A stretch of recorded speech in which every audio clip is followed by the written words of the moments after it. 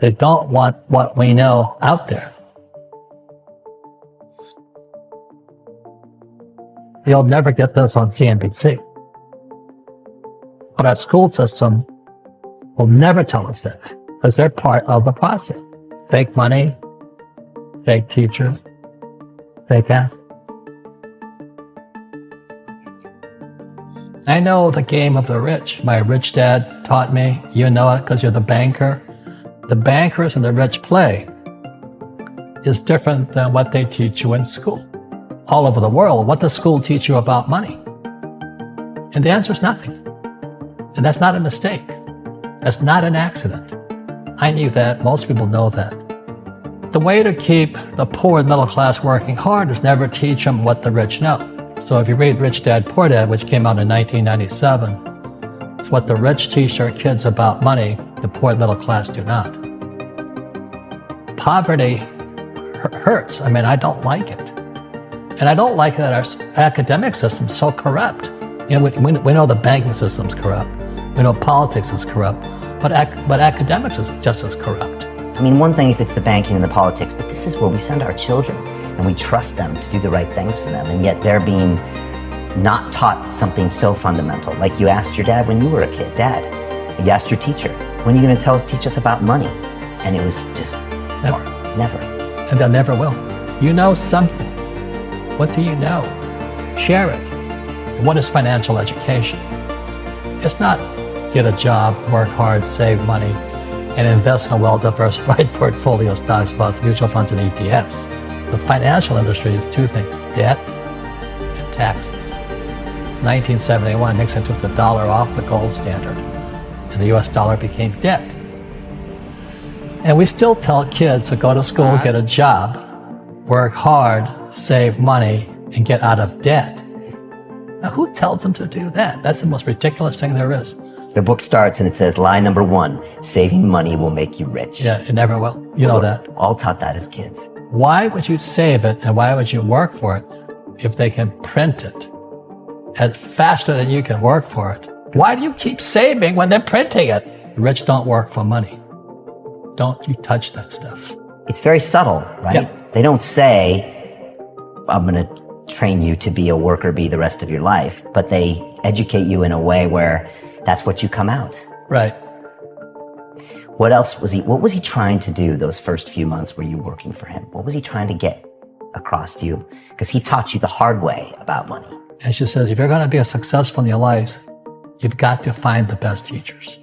And a great teacher is somebody who comes from the inside, not the outside. But in school, you don't know if your instructor is for real or not.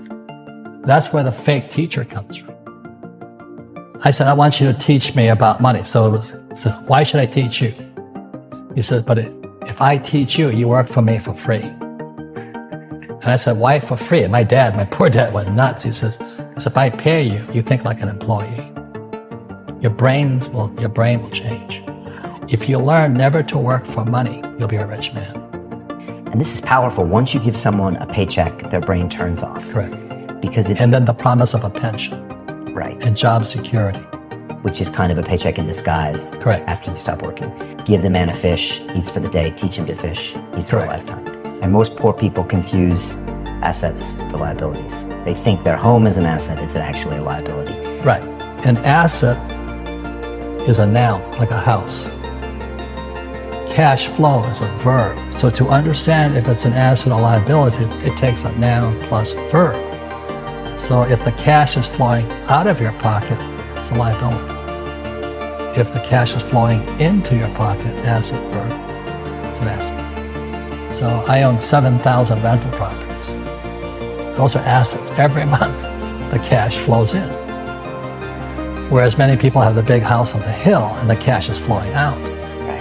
And they're going broke. Right, it's like a frame of mind. The other thing the poor don't understand is the number one expense for most people is taxes. And yet we don't even see it. Isn't that weird? You walk around and you look at the paycheck and say, that doesn't seem right. And you don't realize that the government's got a huge hand in your pocket and you are doing nothing to minimize that. Again, This is what's very different about the rich and the poor. The rich don't work for money. His number one expense is tax. See, there's three kinds of income: earned, portfolio, passive. So earned income is if I get a job, that's earned income. If I'm a doctor or a programmer, that's earned income because I'm working for it. If I buy, let's say, Apple for $10 and I sell it for 20, that's portfolio income, capital gains. Yeah. But passive income, which is cash flow, is never taxed. And so these guys are screaming right now in America, tax the rich. I said, good luck. Because most of the guys complaining, they don't know there's three kinds of income. And the rich don't have jobs anyway. They have assets. And so the average schmo out there, poor guy, sent the kid to school. They don't learn this. You see, very few people will buy what I do, make $1 million and pay zero tax. And my rich dad taught me that playing Monopoly. That's how it started. 4 greenhouses, 1 red hotel. Or the McDonald's formula. I write about it there. McDonald's, Ray Kroc. Yeah. McDonald's is in the real estate business. So they sell hamburgers, but they buy real estate, so they pay no taxes. This guy Bezos, he's $16 billion. How much tax did they pay on that $16 billion? Zero. And that's all legal. Anyone can do it. Everybody can do it. But most people lack the education. So once you learn how to use debt as money, you can never say, I can't afford it. See, because the banks will give you, so the banks, after the crash of 2008, the banks gave me $300 million tax-free. When I asked the average guy, I said, why don't you use debt? They can't even get a loan. Because their scores, their FICO scores, I don't even have them here, are so bad. The school teachers will never tell you that because they don't know it. My poor dad never knew that. You don't know if something is an asset or a liability until you can say which way the cash flows. So a house is an asset or liability. Well, if it's taking money from your pocket, it's liability. If it's putting money in your pocket, it's an asset. The U.S. government wants me to provide housing, wants me to provide jobs, wants me to borrow money because that's how money is created through debt. I get huge tax breaks. Everybody can do the same thing if they had the financial education to do it. If people understood the tax code, we'd be more prosperous. But can poverty be passed through genetically? Yes. Because it's some type of way of thinking. It's an attitude. An attitude. It's very simple. When people ask me, how do I stop it? I just say, never say, I can't afford it. Ask yourself, how can I? The reason I have so much money is because I don't say I can't do it. I just go, how can I do it? And I just go and do it. I make a lot of mistakes, but that's how I learn. How can I? The poor people, like my poor dad, always said, I can't afford it. Do you think I made up money? I'm a school teacher. I can't do that. And I picked that up. And my rich dad never said those words. So when I meet poor people, they use the words I can't a lot. So the people that say, I can't afford it, I can't do this, I can't get to college, the rich are evil, I choose not to participate in that. And that's one thing people could change today. Correct. Right now is that dialogue in their head. Stop saying the word can't. I can't. Right. So how can I? How can I? Especially as in, I can't afford it. How can I afford that? Right. Because that opens them up to looking at it as an investment to a greater future. Right. When I borrowed $300 million, I couldn't do it until I went to ask. And I got turned down so many times. I said, and every time I showed the banker my financials and he'd go, sorry. I said, look, do me a favor. Why did you turn me down? And he'd tell me, this is out, the numbers are out here. So if I get these numbers fixed, can I come see you again? He goes, sure. So it's called rejection. Same as my wife rejected me for 6 months.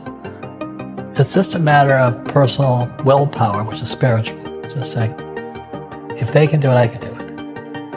And how can I? How can I? And I think it's you once said, words become flesh. Yep. That was the Bible too. Intelligence increases through your mistakes, through the ups and downs, through what you learn. Real estate's real estate. But what I learned made me richer, not the money. You don't need money to make money. I think all of us, every human being has that low point in their life. And if they get the message, a new life begins. If they don't get the message, they keep going down. The